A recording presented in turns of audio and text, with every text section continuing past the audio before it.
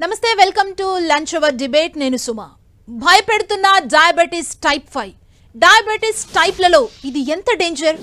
దీన్ని కనిపెట్టడం కష్టమా? ట్రీట్మెంట్ లేదా? ఇంతకీ దీని లక్షణాలు ఎలా ఉంటాయి? మిగతా డయాబెటీస్తో పోలిస్తే దీని ప్రభావం ఎంత? ప్రాణాంతకంగా పరిణమించే దీని ముప్పు ఎక్కువేనా? పోషకాహార లోపంతోనే ఇది సోకుతుందా? మామూలుగా టైప్ 1, టైప్ 2 డయాబెటీస్లను ఇన్సులిన్ ఇంజెక్షన్స్ ఇవ్వడం ద్వారా ట్రీట్ చేస్తారు. కానీ ఈ టైప్ 5 డయాబెటీస్ని ఇన్సులిన్ ఇంజెక్షన్తోనూ కంట్రోల్ చేయలేమని నిపుణులు హెచ్చరిస్తున్నారు. ఇంతకీ డయాబెటీస్ టైప్ 5 నిపుణులు ఏం చెబుతున్నారు? ఇవాళ డిస్కషన్లో చూద్దాం. మనతో పాటు జాయిన్ అవుతున్నారు doctor Lakshmi Lavanyalapati, senior consultant and endocrinologist. నమస్తే అండి డాక్టర్ గారు. నమస్తే అమ్మా. 10 టీవీ ప్రేక్షకులకి. డాక్టర్, డయాబెటీస్ వచ్చిందంటేనే చాలామంది భయపడుతుంటారు. టైప్ 1, టైప్ 2 మన దగ్గర చూస్తున్నాం. లైఫ్ స్టైల్ చేంజెస్ చేసుకోవాలి, ఎవ్రీడే ట్యాబ్లెట్ వేసుకోవాలి, డయాబెటీస్ కొంచెం ఎక్కువైతే ఇన్సులిన్ తీసుకోవాలనే ఇబ్బందుల్లో ప్రజలున్న టైంలో ఒక్కసారిగా టైప్ 5 డయాబెటీస్ తెర మీదకి వచ్చింది. అసలు ఏంటి ఈ టైప్ 5 డయాబెటీస్? దీనికి మందు లేదు అంటున్నారు, ట్రీట్ చేయలేమని చెబుతున్నారు. అందరిలో ఒక ఆందోళన నెలకొంది. ఏం చెప్తారు డాక్టర్? థ్యాంక్ యూ అమ్మా ఈ టాపిక్ తీసుకున్నందుకు. ఇది ఇప్పుడు బర్నింగ్ టాపిక్ అయింది. ఎందుకంటే April 8న ఇంటర్నేషనల్ డయాబెటీస్ ఫెడరేషన్ లో వాళ్ళ president, IDF president doctor Peter Schwartz గారు ఇది అనౌన్స్ చేయడం జరిగింది. టైప్ 5 డయాబెటీస్ అని ఒక న్యూ క్లాసిఫికేషన్ అనౌన్స్ చేశారు. దీని మేరకు దీనిపైన ఇంకా research, case reporting, case finding, diagnostic and treatment criteria develop చేయాలని ఒక సెన్సస్ ఫామ్ చేశారు. ఒక కన్సెన్సస్ అంటే ఒక వర్కింగ్ గ్రూప్ కమిటీ అంటారు, దాన్ని ఫామ్ చేసి దానికి ప్రెసిడెంట్ ని డాక్టర్ మెరిడెత్ హాకిన్స్ అని, ఇండియా నుంచి కూడా ఒక డాక్టర్ గారిని doctor Nihal Thomas Christian Medical Center Vellore నుంచి ఎలక్ట్ చేసి ఒక 41 మెంబర్ గ్రూప్ ని ఫామ్ చేశారు. సో ఎందుకు టైప్ 5 డయాబెటీస్ మీద ఇలా చింత చేసి క్లాసిఫై చేయాల్సి వచ్చింది అంటే, మనకి కన్వెన్షనల్ గా తెలిసిన టైప్ 1 డయాబెటీస్ అంటే ఆటో ఇమ్యూన్ ప్యాంక్రియాటిక్ డ్యామేజ్ తో వచ్చే చిన్ననాటి నుంచి వచ్చే juvenile onset type 1 diabetes insulin డెఫిషియన్సీగా మనం తెలుసుకుని ఉన్నాం ఆల్రెడీ. టైప్ 2 డయాబెటీస్ అంటే జెనెటిక్ గా lifestyle, stress, overweight, lack of physical activity and overeating తో వచ్చే ఇన్సులిన్ రెసిస్టెంట్ ప్రిడామినెంట్ గా ఉన్న టైప్ 2 డయాబెటీస్ కూడా మనకి తెలిసిన విషయమే. టైప్ 3లోనేమో అన్ని ఏటిపికల్ కేటగిరీస్ అన్ని వస్తాయి. అందులో ఎక్కువగా medication induced pancreatic exocrine deficiency, cystic fibrosis, steroid induced diabetes అన్ని కూడా టైప్ 4లో కేటగరైజ్ చేస్తారు. టైప్ 3లో టైప్ 4 ఏమో జెస్టేషనల్ డయాబెటీస్, గర్భిణీ స్త్రీకి వచ్చే డయాబెటీస్ కేటగరైజ్ చేయబడి ఉన్నది. సో ఈ కొత్త రకం diabetes malnourishment related diabetes అని 1907లో initially underweight people with new pancreatic diabetes అని 1907లో శ్రీలంకలో ఒక గ్రూప్ ఆఫ్ పేషెంట్స్ లో డిస్కవర్ చేశారు. ఆ తర్వాత 1950లో జమైకాలో జే డయాబెటీస్ అని juvenile diabetes with malnourishment అంటే బాగా ఎక్కువగా అండర్ వెయిట్ ఉన్న ఫ్యామిలీస్ లో తరతరాలుగా ఉన్న under weight, under nourishment, poverty line below తో వచ్చిన అండర్ నరిష్మెంట్ తో వచ్చిన డయాబెటీస్ అని డిస్కవర్ చేశారు. ఆ తర్వాత 1978లో ఇండోనేషియాలో కూడా ఫ్యూ కేసెస్ రిపోర్ట్ చేసి IDF కి రాయటం జరిగింది. అయితే WHO దీన్ని ఇనిషియలీ 1980sలో మాల్ నరిష్మెంట్ రిలేటెడ్ డయాబెటీస్ అన్ని కేటగరైజ్ చేయడం జరిగింది. ఆ తర్వాత ఎనఫ్ ఎవిడెన్స్, రీసెర్చ్, ఒక ఆర్గనైజ్డ్ స్ట్రక్చర్ లేక అంటే గైడ్ లైన్స్ ఫామ్ చేయలేక ఇది టెక్స్ట్ బుక్స్ లో రాయకుండా దీనికి క్లాసిఫికేషన్ ఇవ్వకుండా డయాబెటీస్ ఆఫ్ అదర్ రీజన్స్ అని దీన్ని కొట్టేయటం జరిగింది అనమాట. సో ఇప్పుడు 25 మిలియన్ కేసెస్ రిపోర్ట్ చేయగా డయాబెటీస్ కేర్ లో 2022లో లేటెస్ట్ గా ఒక 3 years క్రితం మంచి రీసెర్చ్ అండ్ పబ్లికేషన్స్ అన్ని కూడా తెరపైకి వచ్చాయి.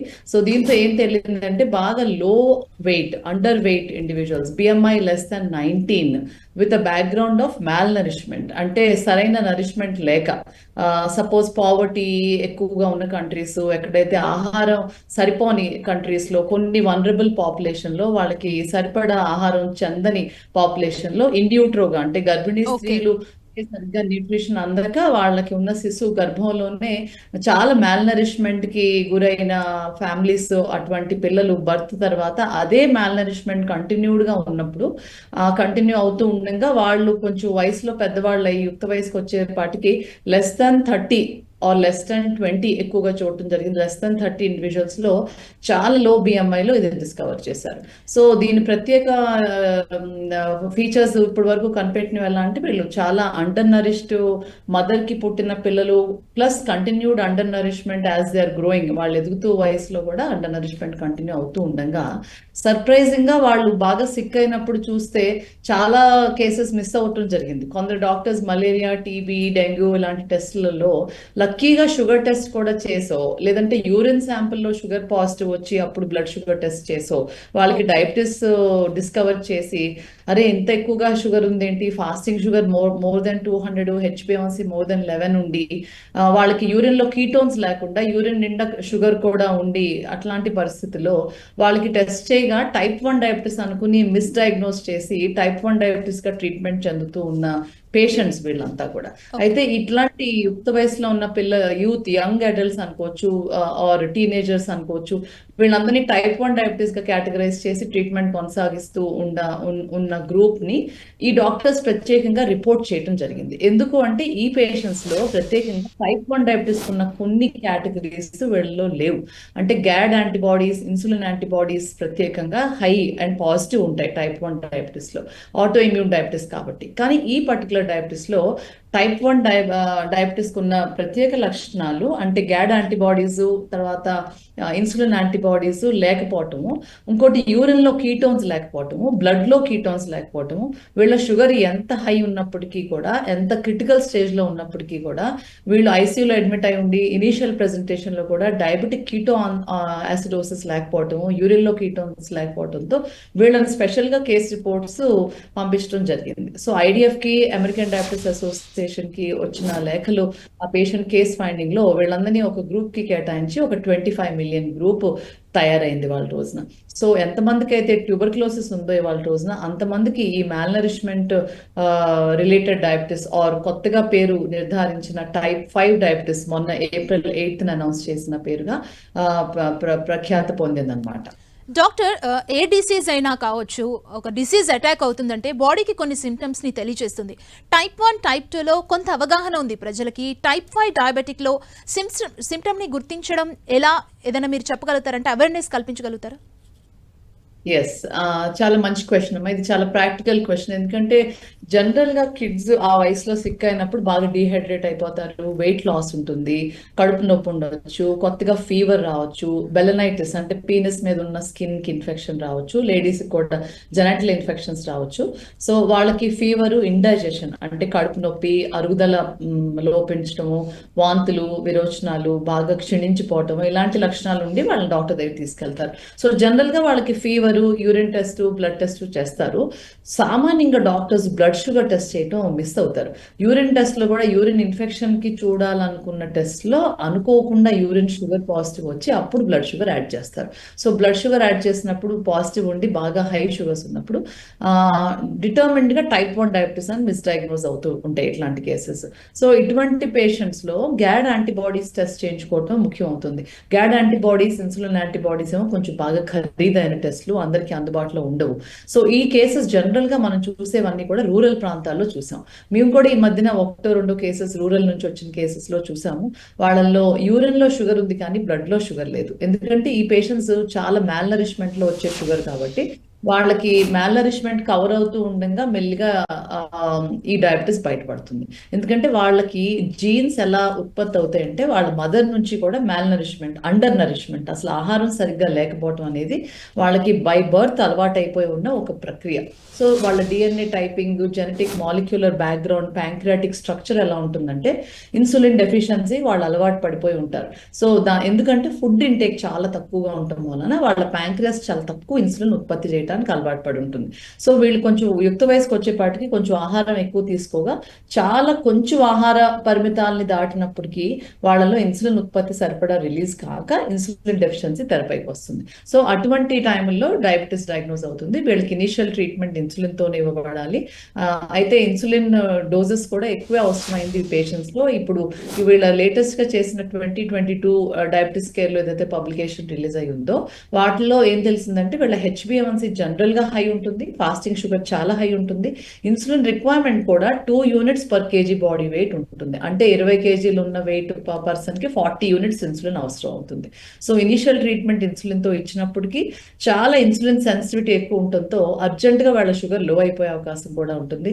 సో చాలా బ్రిటిల్ డయాబెటిక్ గా కూడా పేరు ప్రఖ్యాతి వచ్చిన డయాబెటీస్. బ్రిటిల్ అంటే చాలా హై ఆర్ చాలా లో, వేరియేషన్స్ చాలా ఫాస్ట్ గా వస్తాయి. డాక్టర్ ఇప్పుడు టైప్ 1 డయాబెటిక్, టైప్ 2 డయాబెటిక్ కన్నా ఈ టైప్ 5 అనేది ఎక్కువ డేంజరా, ఎక్కువగా హాని కలిగిస్తుందా ఆ పేషెంట్ కి? అంటే టైప్ 5 ఏ విధంగా డేంజర్ అంటే అమ్మ ఇది ఎక్కువగా మాల్ నరిష్డ్ ఏరియాస్ లో ఉండొచ్చు. Poverty, below poverty line, where mothers are expose to undernourishment. So కొన్ని ప్రాంతాలు, India is a vulnerable place, తర్వాత కొన్ని South Asian, South African countries, South American countries, like West Indies, ఇట్లాంటి places లో కొన్ని చోట్ల మాల్ నరిష్మెంట్ ఇప్పటికీ కూడా పావర్టీ బిలో ఉన్న అండర్ నరిష్మెంట్ ని మనం రికగ్నైజ్ చేయకుండా ఉండలేకపోతున్నాం. So of course diabetes type 2 వచ్చేదంతా ఓవర్ నరిష్మెంట్. ఇప్పుడు చైల్డ్హుడ్ ఒబేసిటీ పెరిగిపోయింది. దీనికి వ్యతిరేకమైన సిచ్యువేషన్ ఏంటంటే అండర్ నరిష్మెంట్. సో ఇది డేంజరస్ ఎందుకు అవుతుందంటే మిస్ డయాగ్నోజ్ అవుతుంది, వీళ్ళకి ట్రీట్మెంట్ అవకాశాలు తక్కువ ఉంటాయి, డయాగ్నోస్టిక్ అవకాశాలు తక్కువ ఉంటాయి. ఇంకోటి ఈ డయాబెటీస్ మీద డాక్టర్స్ కి పెద్ద పరిచయం లేనందుకు ఎలా ప్రొసీడ్ అవ్వాలనేది తెలియకపోవచ్చు. చాలా మంది డాక్టర్సే మిస్ డయాగ్నోస్ చేసి మెట్ఫార్మిన్ తో, ఓరల్ డయాబెటిక్ ఏజెంట్స్ తో కూడా ట్రీట్ చేసి ఈ పర్టికులర్ డయాబెటీస్ ని 2 విధాలా ట్రీట్ చేయొచ్చు, ఓరల్ మెడికేషన్స్ కూడా అండ్ ఇన్సులిన్ కూడా అనే ఒక అపోహ కూడా ఇందులో ఉంది. సో పూర్తి క్లారిటీ లేకపోవటం ఒక పెద్ద డేంజరు, వనరబుల్ పాపులేషన్ లో రావటం రెండో డేంజరు, మూడో డేంజర్ చాలా బ్రిటిల్ గా ఉండటము, అది మన డయాగ్నోసిస్ కి చెక్కకుండా ఉండటము, దీని కేసెస్ కూడా ఆన్ ద రైజ్ ఉండటం అనేది మూడో డేంజర్ అనుకోవచ్చు. సో ట్రీట్మెంట్ గైడ్ లైన్స్ లేకపోవటం అన్నిటికంటే ముఖ్యమైన రిస్క్ ఫ్యాక్టర్. సో పేషెంట్స్ ని అవేర్నెస్ గా ఎలా చూడాలంటే మనం చాలా అండర్ నరిష్ పీపుల్ లో డయాబెటీస్ మిస్ అవ్వకుండా వాళ్ళని కేస్ ఫైండింగ్ తెరపైకి తీసుకొచ్చే ఇలాంటి ఇన్నోవేటివ్ థింకింగ్ ఉండి డాక్టర్స్ డయాగ్నోస్ చేయగలిగే ముందుకు రావాలి. డాక్టర్స్ కి సిమ్టమ్స్ అన్ని తెలిసి ముందుకు రావాలి. పేషెంట్స్ కూడా ఇట్లా సిక్ అయిన పిల్లలు, అండర్ నరిష్ పిల్లలు కూడా డయాబెటీస్ రాగలదు అనే ఒక అవగాహన తెచ్చుకుని డాక్టర్స్ దగ్గర తీసుకెళ్లి టెస్ట్ చేయించడం చాలా ముఖ్యం అవుతుంది. అంటే మనం చూస్తే ఇప్పుడు మీరు చెప్పిన దాన్ని బట్టి 19 ఏళ్లలోపు పిల్లల్లో ఈ డయాబెటిక్ ఎక్కువగా అటాక్ అవుతుంది, అండ్ బర్త్ జరిగిన పిల్లల్లో కూడా ఇది అటాక్ అవుతుందని విన్నాం. అండ్ ఇంకొకటి ఏంటంటే టైప్ 1, టైప్ 2 డయాబెటీస్ చూస్తే లైఫ్ లాంగ్ ఇది ఉంటుంది. వన్స్ ఒకసారి అటాక్ అయిందంటే మెడిసిన్ తీసుకోవాలి, ఇన్సులిన్ తీసుకోవాలి, లైఫ్ స్టైల్ చేంజెస్ చేసుకోవాలి, స్వీట్స్కి దూరంగా ఉండాలి. సో ఈ టైప్ 5 కూడా ఇంతేనా, లేదంటే దీంట్లో ఇంకేమన్నా ఉంటుందా, ఏం చెప్తారు? ఎస్ అమ్మా, టైప్ 5 డయాబెటీస్ లో కూడా ఇన్సులిన్ డెఫిషియన్సీ దండిగా ఉంటుంది. ఎందుకంటే వాళ్ళలో ప్యాంక్రియాటిక్ డెఫిషియన్సీ ఉంది, పైగా వాళ్ళలో pancreatic compensation mechanism to normal nourishment లేకపోయింది.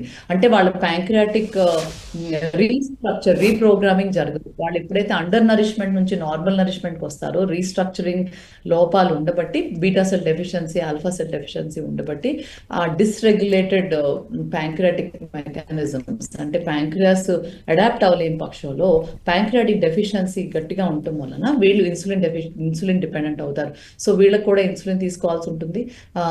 ఇనిషియల్లీ ఎక్కువ డోసెస్, తర్వాత చాలా మానిటర్డ్ గా నార్మల్ డోసెస్, మళ్ళీ డోసెస్ తగ్గించుకుంటూ కరెక్ట్ అయిన నరిష్మెంట్, అంటే ప్రోటీన్ మీద ఎక్కువ ప్రాధాన్యత ఇస్తూ ప్రోటీన్ రిక్వైర్మెంట్ ఎక్కువ తీసుకుని మళ్ళీ ఫైబర్ అండ్ మంచి న్యూట్రియంట్స్, మైక్రో న్యూట్రియంట్స్ అన్ని కూడా రిప్లేస్ చేయాలి. అన్ని వైటమిన్స్, మినరల్స్ డెఫిషియన్సీస్ అంతా రిప్లేస్ చేసుకుంటా వాళ్ళలో కూడా మజిల్ గ్రోత్ అన్ని కూడా రిప్లేస్ చేయాలి. సో ఈ పేషెంట్స్ లో కొన్ని రీసెర్చ్ లో ఏం తెలిసిందంటే ట్రైగ్లిసరైడ్ డిస్రెగ్యులేషన్, అంటే కొన్ని fat deposition in the liver or triglyceride deposition in the liver వలన లివర్ ద్వారా వచ్చే గ్లూకోనియోజెనిసిస్ కూడా ఎంతో కొంత తక్కువ ఉండటం వలన వీళ్ళలో లో షుగర్ కాంపన్సేషన్ కూడా చాలా తక్కువ ఉంటుంది. అంటే ఇన్సులిన్ డోసెస్ కొంచెం ఎక్కువ అయినప్పటికీ వాళ్ళలో ఇమీడియట్ గా లో షుగర్ వచ్చేసి ఆ లో షుగర్ ని వాళ్ళుగా న్యాచురల్గా కాంపన్సేట్ చేసుకోగలిగే ప్రక్రియలో కూడా లోపాలు జరగడంతో వాళ్ళలో ఒక సేవింగ్ మెకానిజం, ఎవరికైతే లో షుగర్ అయితే మన బాడీలోంచి కొంత ఇన్సులిన్ ఉత్పత్తి అయ్యి లివర్ ద్వారా అది కవర్ అవుతుందో వాళ్ళలో కవర్ అయ్యే మెకానిజమ్స్ కూడా తక్కువ ఉండటంతో చాలా హైలీ ఎడ్యుకేట్ చేయాల్సి వస్తుంది హైపోగ్లైసిమియా మేనేజ్మెంట్ మీద, ఇన్సులిన్ ట్రీట్మెంట్స్ మీద, సెల్ఫ్ గ్లూకోజ్ మేనేజ్మెంట్ మీద, గుడ్ నరిష్మెంట్ మీద అండ్ ప్రాపర్ డాక్టర్ ఫాలోఅప్స్ మీద. సో ఇది కూడా లైఫ్ లాంగ్ ఉండే డయాబెటీసే. టైప్ 1కి చిన్నగా భిన్నంగా ఉన్న డయాబెటీస్ ఇది. సో కరెక్ట్ అయిన నరిష్మెంట్తో ఈ డయాబెటీస్ని ప్రివెంట్ చేయగలమా అంటే, మనకి ఆకలితో బాధితులైన ఎంతో మంది మహిళలు వాళ్ళకి సరైన గర్భిణీలోనే ఎంతో మంచి నరిష్మెంట్ మనం కేటాయించగలిగి శిశువు పుట్టిన తర్వాత కూడా తల్లికి, పిల్లలకి, శిశువుకి కూడా మంచి నరిష్మెంట్ ఇవ్వగలిగితే ఇటువంటి మ్యాల్ నరిష్మెంట్తో వచ్చే డయాబెటీస్ మన చేతుల్లో ఉంది. ఇప్పుడు మనం అందరం కూడా ఆకలిని చాలా బాగా అధిగమించాం అనుకుంటున్నాము. అంటే అండర్ నరిష్మెంట్, మాల్ నరిష్మెంట్ ని, న్యూట్రిషనల్ ప్రాబ్లమ్స్ మన దేశాలన్నీ కూడా ఇప్పుడు పావర్టీ లైన్ దాటిపోయే అంత, ఇప్పుడు ఏఐ గురించి మాట్లాడుకున్నంత ప్రోగ్రెసివ్ అడ్వాన్స్మెంట్ లో మనం ఉండి అండర్ నరిష్మెంట్ అనేది ఒక షేమ్. మనం అందరం కూడా అన్ని దేశాలు కూడా అండర్ నరిష్మెంట్ లేకుండా చూసుకోగలిగితే ఇటువంటి డయాబెటీస్ ని చాలా బాగా ప్రివెంట్ చేసుకోవచ్చు అనుకుంటున్నాను. అండ్ ఈ టైప్ 5 డయాబెటిక్ విషయానికి వస్తే పోషకాహార లోపం చాలా క్లియర్ గా కనిపిస్తుంది ఈ డయాబెటిక్ లో. అసలు ఎలాంటి ఫుడ్ ని తీసుకుంటే మంచిది? ఆల్రెడీ టైప్ 1, టైప్ 2 ఉన్న వాళ్ళు కావచ్చు, ఇప్పుడు టైప్ 5 అటాక్ అయిన వాళ్ళు ఎలాంటి ఫుడ్ తీసుకొని దీన్ని ఓవర్కమ్ చేసుకొని ముందుకెళ్తే బాగుంటుందని మీరు చెప్తారు? సో టైప్ 5 డయాబెటీస్ రాకుండానే గర్భిణీ స్త్రీలు కూడా మంచి ఆహారం తీసుకోగలగాలి. సరిపడా కార్బోహైడ్రేట్స్, ప్రోటీన్, ఫైబర్. అలాంటి అండర్ నరిష్మెంట్ జరిగితే మన గర్భంలో ఉన్న శిశువుకి డయాబెటీస్ ఆల్రెడీ జెనెటిక్ గా ప్యాంక్రియాటిక్ మాడిఫైయింగ్ లోనే చాలా మార్పులు జరిగే అవకాశం ఉంది కనుక వాళ్ళు పుట్టుకతోనే ఇన్సులిన్ డెఫిషియన్సీగా ఉండటం వలన తక్కువ ఆహారం తీసుకున్నంత సేపు కూడా బాగానే వర్కౌట్ అయ్యి కొంచెమైనా ఆహారం పెంచిపోతే వాళ్ళ ఇన్సులిన్ తయారీ మెకానిజమ్స్ లో లోపాలు, మ్యాచింగ్ ఉండదు. ఇన్సులిన్ టు కార్బ్ మ్యాచింగ్ లోపించినందుకు వాళ్ళలో డయాబెటీస్ వస్తుంది. అందుకని మనం కార్బోహైడ్రేట్స్ పెంచుతో పాటే ఇన్సులిన్ కూడా ఇవ్వాల్సి వస్తుంది. అది కాక వాళ్ళ నరిష్మెంట్ ఓవరాల్ గా పికప్ అవ్వాలి కాబట్టి, అంటే వాళ్ళ లివరు, మజిల్లో ఉన్న glycogen and good fat deposition కూడా అవటానికి వాళ్ళకి మంచి fat intake, protein intake, fibre intake, complex carbohydrate అంటే బ్యాలెన్స్డ్ మీల్ అనేదైతే మనం ఐడిఎఫ్ లో, ఏడిఏలో నేర్చుకుని మనం అందరికీ చెప్తాము. American diabetes association and international diabetes federation ద్వారా మనం నేర్చుకున్న విషయాలు కనీసం ప్రతి మీల్లో కూడా ఒక 100 grams cooked protein, mostly fat ఒక about 5 to 10 grams good fat, తర్వాత ఒక 100 grams కాంప్లెక్స్ కార్బోహైడ్రేట్, ఆ తర్వాత ఆల్మోస్ట్ 500 grams మనం మంచి పోషకాహారాలు ఉన్న, మంచి వైటమిన్స్ ఉన్న ఫ్రెష్ గ్రీన్ వెజిటబుల్స్, ఇవన్నీ కూడా ఒక బ్యాలెన్స్ లో అబౌట్ 3 to 4 meals తీసుకోగా వాళ్ళకి ఈ న్యూట్రిషనల్ రిప్లేస్మెంట్ అనేది కంటిన్యూగా consistent carbohydrate meal plan with adequate protein, fat and fibre and trace elements అనే ఒక డైట్ ప్లాన్ ఇచ్చి, ఆ డైట్ ప్లాన్ ప్రకారంగా వాళ్ళు తీసుకున్న కార్బోహైడ్రేట్స్ మేరకు ఇన్సులిన్ కవర్ చేస్తూ, ఆ ఇన్సులిన్ కూడా బోలస్ ఇన్సులిన్ ప్రతి మీల్ కి కొద్దిగా అండ్ బేసల్ ఇన్సులిన్ నైట్ కి overall requirement of the insulin requirement బోర్చడానికి ఇటువంటి అడ్వాన్స్డ్ ఇన్సులిన్ ట్రీట్మెంట్ రెజిమెన్ మీద ఆ ఫ్యామిలీని అలవాటు చేయాల్సి ఉంటుంది. డాక్టర్, ఈ డయాబెటిక్ గురించి మనం ఒకసారి మాట్లాడుకున్నట్లయితే మన ఇండియా విషయానికి వద్దాం. ఫస్ట్ 8.98 కోట్ల మందికి షుగర్ ఉన్నట్లు కొన్ని నివేదికలు వచ్చాయి. ఇప్పుడు మనం మాట్లాడుకునే ఈ టైప్ 5 డయాబెటిక్ వచ్చి 2.5 కోట్ల మంది, అంటే ప్రపంచవ్యాప్తంగా టైప్ 5 2.5 కోట్ల మంది బాధితులు ఉన్నారు. ఇందులో 19 ఏళ్లలోపు పిల్లలే ఎక్కువగా ఉన్నారు. అంటే ఈ నంబరింగ్ పెరుగుతుంది తప్ప తగ్గట్లేదు. ఇంకా అవేర్నెస్ ఎక్కువ అవసరం అంటారా దీని మీద? ఎస్ అమ్మా, చాలా కరెక్ట్ గా చెప్పారు. డయాబెటీస్ టైప్ 2 చాలా పెరుగుతుంది. ఇప్పటికే మనం 87 million people, almost 100 million people మనం కంట్రీలో ఉన్నాము. ప్లస్ మన India number 2 in the incidence of diabetes, highest number of diabetics in the countries లో ఇండియా నంబర్ 2 అయిపోయింది. సో ఇంకా 2050 కల్లా ఇంకొక 75% ఇంక్రీజ్ ఇన్ డయాబెటీస్ ఉంటుంది. సో దాని ప్రకారంగా ఇప్పుడున్న 86 million అలా 150 million అయ్యే అవకాశం ఉంది. సో దీంట్లో టైప్ 1 డయాబెటీస్ కూడా ప్రతి సంవత్సరం 1,00,000 న్యూ కేసెస్ డయాగ్నోజ్ అవుతాయి ప్రపంచవ్యాప్తిగా. Type 1 diabetes autoimmune diabetes ఎంతో కొంత ఇండియాలో దీని ఇన్సిడెన్స్ చాలా తక్కువే అని చెప్పుకోవాలి. టైప్ 3 డయాబెటీస్ అంటే cystic fibrosis, exocrine pancreas and medication induced కూడా ఇండియాలో తక్కువే. జెస్టేషనల్ డయాబెటీస్ ఏదైతే నంబర్ 4th కేటగిరీలో ఉందో గర్భిణీ స్త్రీలకు వచ్చే డయాబెటీస్ కూడా చాలా ఎక్కువగా పెరిగిపోతుంది. ఎందుకంటే మహిళల్లో ఒబిసిటీ ఎక్కువ ఉంటాము, సెడెంటరీ హ్యాబిట్స్, పీసీఓడి, తర్వాత family history of diabetes, career women, older age pregnancies తో జెస్టేషనల్ డయాబెటీస్ కూడా చాలా ఎక్కువగా పెరిగిపోతుంది. ఇంకొక నా ఐదో పక్కన ఇటువంటి అండర్ నరిష్డ్ అంటే చాలా ఫైనాన్షియలీ లో background, below poverty line, mall nourished ladies కి పుట్టే పిల్లలు, వాళ్ళు ఎదిగే వయసులో వచ్చే కొత్త టైప్ 5 డయాబెటీస్ కూడా ఈ డయాబెటీస్ పూల్ ని యాడ్ చేస్తుంది. సో మంచి అవేర్నెస్, తర్వాత మంచి కేస్ ఫైండింగ్ అంటే వాళ్ళకి డయాగ్నోసిస్ ఆన్ టైం జరగాలి. పేషెంట్స్ ఎప్పుడైతే హాస్పిటల్స్కి వస్తారో right from government facility to private facility, చిన్న ఫెసిలిటీ నుంచి పెద్ద multi speciality hospital, university hospitals దాకా కూడా ఈ కేసెస్ ని కరెక్ట్ గా ఫైండ్ చేసి కేస్ పూలింగ్ అంటే ఎవరికైతే మనం ఈ కేసెస్ చేర్చాలో, ఇప్పుడు నేను అనుకోవటం డాక్టర్ నిహాల్ థామస్ గారు one of the Indian guide line కమిటీలో ఉన్నారు. ఆయన సిఎంసి వెల్లోర్కి మనం ఈ కేసెస్ అని పంపించాలి. ఎక్కడైతే మనకి టైప్ 1 టైప్ 5 అనే తెలియని కన్ఫ్యూజన్ వస్తుందో ఈ కేసెస్ ని మనం అక్కడికి పంపిస్తే వాళ్ళు కూడా దీన్ని పరిశీలించి ఆ కేస్ రిపోర్ట్స్ దగ్గర చేర్చుకుని వాళ్ళ మీద రీసెర్చ్ చేస్తారు. ఎంతో advanced euglycemic pancreatic insulin clamp studies చేసి వాళ్ళు నిర్ధారించింది ఏంటంటే ఈ టైప్ 5 డయాబెటీస్ లో ఇన్సులిన్ డెఫిషియన్సీనే ఉంది, ఇన్సులిన్ రెసిస్టెన్స్ అంతగా లేదు. So type 5 diabetes type 2 diabetes కి దగ్గరగా లేదు, టైప్ 1 డయాబెటీస్ కి బాగా దగ్గరగా ఉంది. టైప్ 1 డయాబెటీస్ కి టైప్ 5 డయాబెటీస్ కి ఉన్న కొన్ని తేడాలు మనం గమనించుకుని దాని ట్రీట్మెంట్ లో ఉన్న కొన్ని తేడాలు కూడా మనం అర్జెంట్ గా పేషెంట్స్ కి అందించాల్సిన బాధ్యత మన మీద ఉంటుంది. డాక్టర్, ఈ టైప్ 5 ని ఎలా డయాగ్నోస్ చేస్తారు? టైప్ 1 టైప్ 2 లాగే డయాగ్నోస్ చేస్తారా? ఇంకేదైనా లేటెస్ట్ టెక్నాలజీతో చేస్తున్నారా? సో టైప్ 5 డయాబెటీస్ కూడా సేమ్ టైప్ 1 టైప్ 2 లానే fasting sugar, post lunch sugar, HbA1cతో ఒక ఐడియా వస్తుంది దట్ డయాబెటీస్ ఉంది అని. ఉన్నాక మనం ఇంత చిన్న వయసులో ఇంత అండర్ నరిష్డ్ గా లో BMI బాగా తక్కువ వెయిట్ లో వచ్చింది డయాబెటీస్ ఏంటబ్బా ఇది ఒబిసిటీ కాదు కదా, టైప్ 2 కాకపోవచ్చు అని యూరిన్ స్టడీస్ చేస్తారు. యూరిన్ లో కీటోన్స్ లేకపోవటం, బ్లడ్ లో కీటోన్స్ లేకపోవటం, గ్యాడ్ యాంటీబాడీ స్టడీస్ చేస్తారు అంటే ఇమ్యూన్ యాంటీబాడీ బ్యాక్గ్రౌండ్ చూడటానికి. సో యాంటీబాడీస్ అన్ని నెగిటివ్ ఉన్నాయి కదా, అయితే ఇది టైప్ 1 కాదా, టైప్ 2 ఎలాగూ కాదు, ఇంత ఇన్సులిన్ రిక్వైర్మెంట్ ఉంది, ఇన్సులిన్ ఇస్తేనే తగ్గుతుంది, మెడిసిన్స్ తో తగ్గట్లేదు అని అప్పుడు ఎక్స్క్లూజన్ డయాగ్నోసిస్ ఆఫ్ ఎక్స్క్లూజన్ గా టైప్ 1 కి చేరుతాం. అన్ని ఫిల్టర్ అవుట్ చేశాక మిగిలింది టైప్ 5. ఇందులో కొన్ని ప్రత్యేకత కేటగిరీస్ తో మనం టైప్ 5 కి దీన్ని కేటగరైజ్ చేసి ఆ కేస్ పూలింగ్ లో చేర్చి అక్కడ నుంచి ఫర్దర్ రీసెర్చ్ తీసుకుని మనం దీనికి ప్రత్యేకమైన ఏమన్నా మార్కర్స్ ఉన్నాయా, ఏమన్నా పర్టికులర్ బ్లడ్ టెస్ట్లతో కరెక్ట్ గా తేలిపోతుందా ఇది టైప్ 5 ఇంకొకటి కాదు అని మనం ఇంకా వేచి చూడాల్సిన అవసరం ఉంది.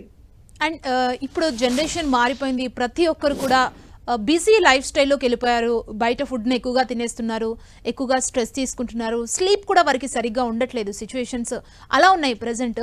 సో వీళ్ళ గురించి మీరు ఏం చెప్తారు? అంటే ఈ డయాబెటిక్ అటాక్ అవ్వడానికి ఇది కూడా ఒక కీ రోలా?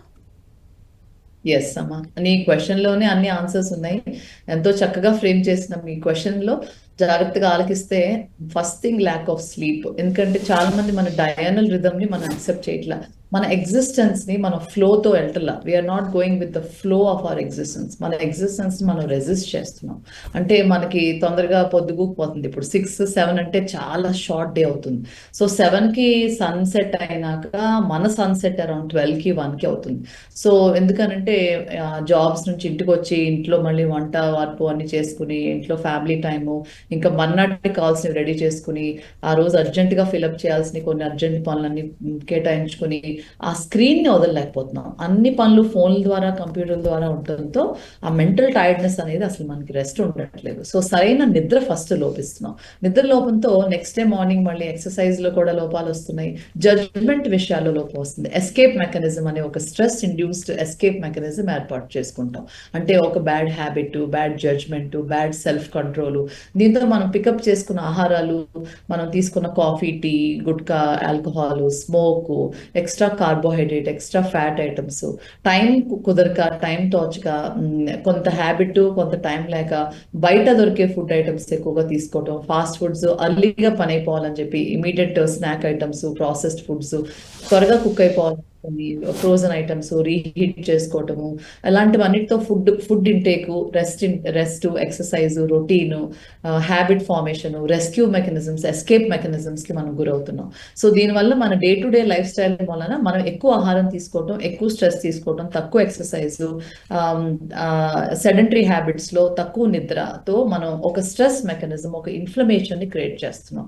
మన బాడీలో ఇన్ఫ్లమేటరీ మార్కర్స్ పెరిగిపోయే కొద్దీ ఈ fat deposition, sugar, glycogen extra deposits అని, triglycerides, free fatty acids release అవడంతో కొన్ని ఇన్ఫ్లమేటరీ మాలిక్యూల్స్, చెడు పదార్థాలు, interleukins, inflammatory markers, insulin resistance ఉత్పత్తి చేస్తాయి. సో ఈ ఇన్సులిన్ రెసిస్టెన్స్ ఉత్పత్తి అయిన సిచ్యువేషన్ లో మనకి ప్యాంక్రియాటిక్ డ్యామేజ్ జరుగుతుంది. ప్యాంక్రియాస్ నుంచి రావాల్సిన ఐలెట్ సెల్స్ నుంచి తయారయ్యి, బీటా సెల్స్ నుంచి తయారయ్యి ప్యాంక్రియాటిక్ ఇన్సులిన్ ఫార్మేషన్ తగ్గిపోయినందుకు మనం తీసుకున్న ఆహారాన్ని అటాక్ చేయగలిగే ఇన్సులిన్ లేకపోవడంతో షుగర్ త్వరగా వస్తుంది. ఇది ఎంత త్వరగా అయినా రావచ్చు. చాలా చిన్న పసిపిల్లలు, 6-7 ఏళ్ల పసిపిల్లలకి కూడా టైప్ 2 డయాబెటీస్ రావచ్చు. ఇంత త్వరగా టైప్ 2 డయాబెటీస్ రావటం చాలా బ్యాడ్ న్యూస్. మనం ఎక్కువ టైప్ 5 డయాబెటీస్ కంటే కూడా చిన్న పిల్లల్లో, యుక్త వయసులో, యంగ్ అడల్ట్స్ లో వచ్చే టైప్ 2 అలాంగ్ విత్ ఒబిసిటీ గురించి ఎక్కువ బాధపడాలి. లేడీస్ లో వచ్చే ఒబిసిటీతో వచ్చే పీసీఓడితో వచ్చే ఇన్సులిన్ రెసిస్టెన్స్ తో వచ్చే జెస్టేషనల్ డయాబెటీస్ అండ్ ఫర్దర్ గా టైప్ 2 డయాబెటీస్ వచ్చి చాలా యంగ్ ఏజ్ లోనే హార్ట్ డిజీజ్ అంటే కొరోనరీ ఆర్టరీ స్టెనోసిస్ తో వచ్చే stents, early heart attacks, early open heart surgeries, stroke and ఇతర small complications such as kidney disease, retinopathy, neuropathy and కాళ్ళల్లో చేతుల్లో ఉన్న వాస్కులోపతితో వచ్చే కాళ్ళ పుళ్ళు, వేళ్ల పుళ్ళు, ఇవన్నీ కూడా స్కిన్ ఫర్టిలిటీ ప్రాబ్లమ్స్ అన్ని కూడా మనం గురవుతున్నాం అనమాట. ఈ ప్రాబ్లమ్స్ అన్ని డయాబెటీస్ కి వర్తిస్తాయి. Type 1, type 2, type 4, type 3 and ఇప్పుడు కొత్తగా కనిపెట్టిన టైప్ 5 తో సహా. Thank you doctor. టైప్ 5 అనగానే ప్రతి ఒక్కరు కూడా భయపడే సిచ్యువేషన్లో దాని మీద మీరు అవగాహన కల్పించే ప్రయత్నం చేశారు 10 టీవీతో జాయిన్ అయ్యి. థ్యాంక్ యూ సో మచ్ అండి డాక్టర్ లక్ష్మీ లావణ్య గారు. Thank you so much. So చూసారు కదా, డయాబెటిక్ ఏదైనా కానీ, డయాబెటిక్ అటాక్ అయిన వాళ్ళు జాగ్రత్తగా తీసుకోండి, మెడిసిన్ యూజ్ చేయండి. డయాబెటిక్ రాకుండా ఉండే విధంగా డయాబెటిక్ రాని వాళ్ళు జాగ్రత్త తీసుకోండి. ముఖ్యంగా స్ట్రెస్ తీసుకోవద్దు, హెల్దీ ఫుడ్ తినాలి. ఈ టైప్ 5 డయాబెటిక్ పోషకాహార లోపంతో వస్తుంది. ముఖ్యంగా 19 ఏళ్లలోపు వయసున్న పిల్లల్లో వస్తుంది. కాబట్టి పేరెంట్స్ చాలా జాగ్రత్తగా ఉండండి. వారికి ఇచ్చే ఫుడ్ విషయంలో కూడా కేర్ తీసుకోవాల్సిన అవసరం ఎంతైనా ఉంది. ఇది వాటి స్పెషల్ డిబేట్. చూస్తూనే ఉండండి 10 టీవీ.